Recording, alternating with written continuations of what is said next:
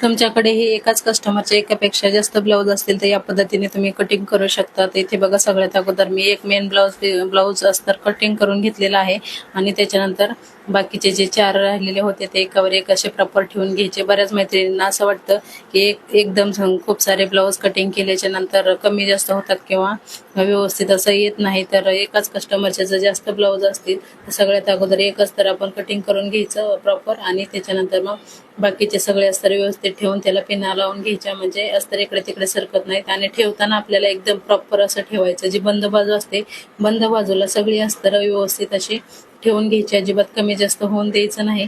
त्याच्यानंतर मग आपण जे कटिंग केलेले पॅटर्न आहे ते त्याच्यावर ठेवायचे आणि मार्किंग करून घ्यायचं आणि जसं मार्किंग केलेलं आहे तसं कट करून घ्यायचं. आणि पिना लावलेले असल्यामुळे अजिबात इकडे तिकडे सरकत नाही आणि आपला एकही पॅटर्न जो आहे तो कमी जास्त होत नाही.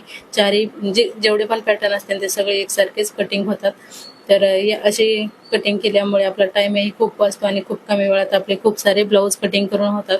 इथे बघा 10 ते 15 मिनिटातच इथे 4 ते 5 ब्लाऊज इथं कटिंग करून घेतलेले आहेत. तर कशी वाटली ट्रिक मला कमेंट करून नक्की सांगा. आवडली असेल तर लाईक आणि फॉलो नक्की करा.